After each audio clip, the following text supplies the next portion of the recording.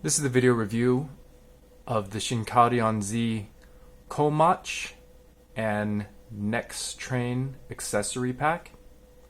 So you can see this this pre-order came with like a pack-in comic and kind of a catalog. You can see that on my other video. And then here's the back of the rather large box. And here's what the figure himself looks like. E6 Komachi is really great looking figure, like awesome proportions, really clean robot mode, excellent articulation. This is definitely a great looking robot. The red's kind of muted, but I kind of like that. It reminds me of Asakusa or Asakusa in Japan. I don't know why, it just gives me that kind of vibe. I think it's disappointing they took away like the demon kind of head sculpt that he used to have, or the Oni head sculpt, and now it's kind of a little more generic and still pretty busy looking. But overall, great looking sculpt. I'd rate this robot a 9 for sure. He's very strong looking. And here's a size comparison with Transformers and Tobot.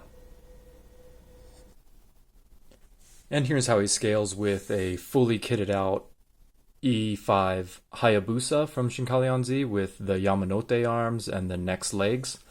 And this is from the original Hayabusa. And this is the LDCX Ox King.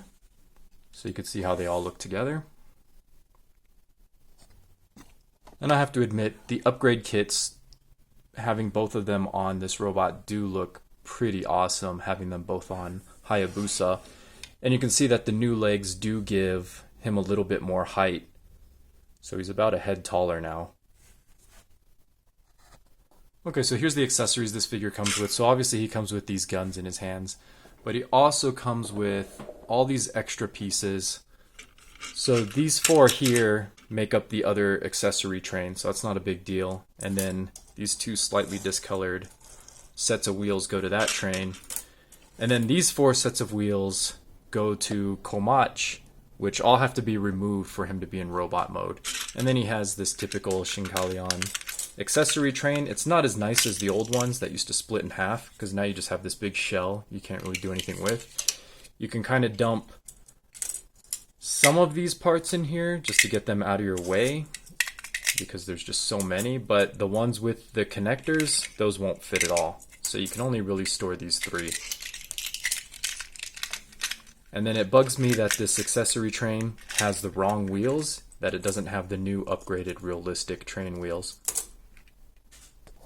Because the back of the robot has so many ports, I guess if you don't want to cheat, you can kind of just keep all these extra bits tabbed onto the back of these little holes, and that kind of works, but it definitely makes him look more busy than he already is. So the big gimmick of this line is that they can now limb swap, which I've said earlier that the Chinese trains LDCX kind of beat them to this gimmick. And I think the LDCX trains do it a little bit better without having to have so much parts forming, but I'm not going to dwell on that. I've already talked that to death in my other Shinkalion video for Hayabusa. But here's just how he looks if you just really quickly swap out the limbs. So not a bad gimmick. I think it does give the trains a little bit more personality. So I kind of like how that gimmick works. And the connection points are very nice and solid, unlike the LDCX robots, which are a little bit floppier.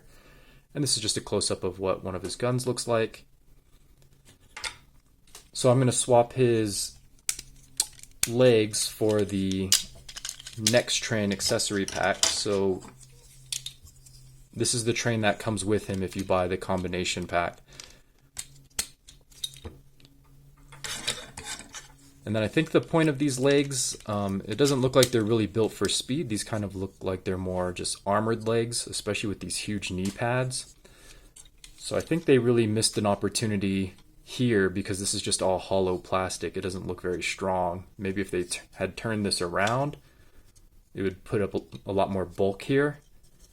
Or if they'd put one more joint just to clean this up a little bit, because this looks especially sloppy and flimsy. So I really don't like the look of these legs too much. And then having the nose of the train here, or the train cockpit, it just kind of doesn't really make sense to me. It's not looking that great.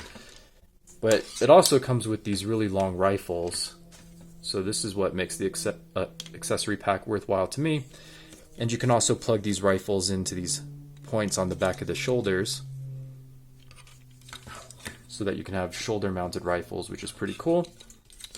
But of course, he can just hold these guns.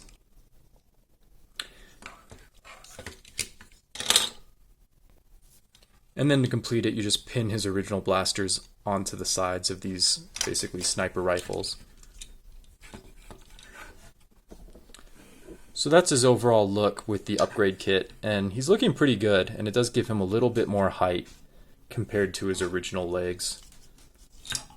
So here's a comparison.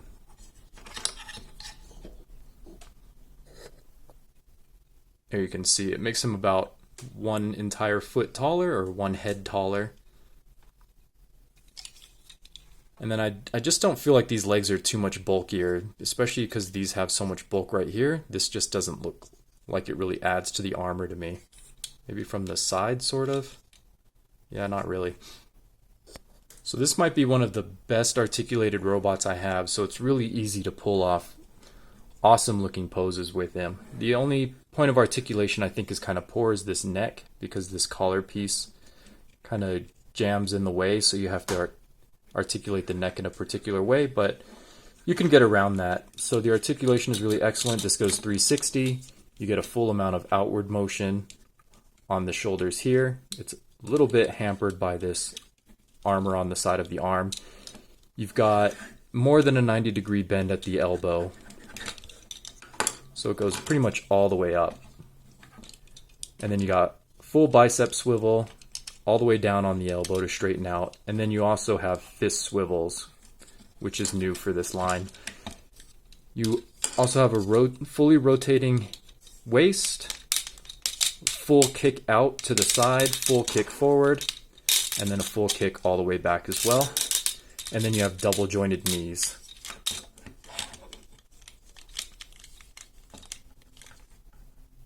Which with the accessory legs gives you about 90 degrees of articulation. I think with the original legs you can get better articulation. Yeah, it's not as hampered, so you get more than 90 degrees on the original legs. But for the accessory legs, the articulation is a little bit more limited on the knees. And then you have an ankle rocker on these ankles, but on the original ankles you have ball joint ankles for full articulation. And then you also have a full thigh swivel. So any point of articulation you can think of, it's there, except for maybe an ab crunch, which is kind of unnecessary at this point. Okay, so that leaves us with the transformation. So you're going to take everything that can be taken apart, you're going to take apart. So you're going to tear off the arms. You're going to separate the torso from the waist from the legs. And then you just transform basically each little bit. So for his original legs, you just fold these halves up like the original figures. And then you have to take out this nose cone section. So this just pegs into place, unfortunately, even though it's just moving right here. Could have definitely been done on a slider, but it's not. And then you have to open up this piece of armor that folds behind the calf, and then point up the toes. So that's pretty much the same as the original figures. And then you're going to have this, which isn't going to work yet because you need to have the waist piece. So you're going to fold down the cod piece here. And then a part that bugs me is the legs usually pegged in right here, and it's just moving to right here. But unfortunately, you have to pull off the leg completely to do this transformation. It does require parts forming. There's no way around it. And you peg these 2 pegs here, go into these holes on the side of the thighs.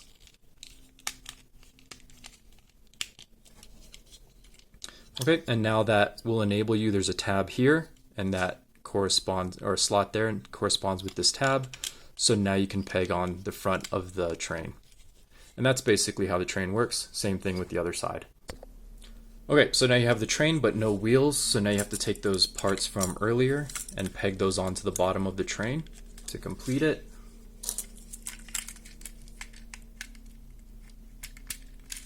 And now you have pretty good looking train mode with realistic train wheels. And you compare that to the original Shinkalion figures, which had these goofy plow rail train wheels. So it's nice that they did make these different. Unfortunately, it does come with parts forming.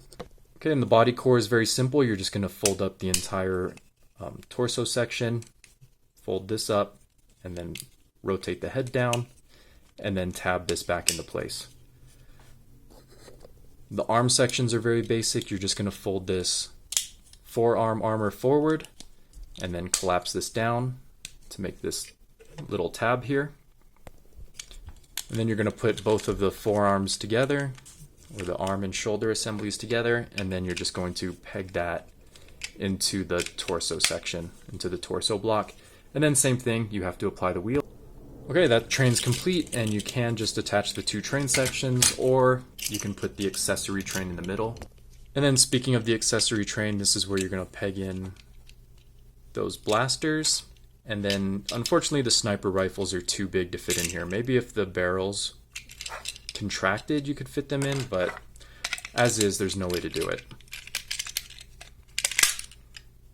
Okay, so that's one train complete, so now we're going to work on the next train. I don't know what the story is behind this train. It's very interesting looking. It looks kind of experimental. So you just fold up the toes, and then you're going to fold the knee armor back here. And then you do have to remove this. It almost works without parts forming, but unfortunately that's just part of this set now.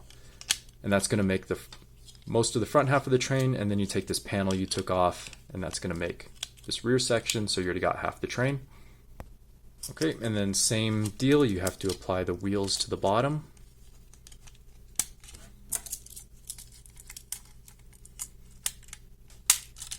And now this train is looking very complete. And then finally you do have these rifles, which you kind of just basically peg into the side of this train. So unfortunately they don't really integrate with the train like the Yamanote train. So that's kind of a point against this train, I would say.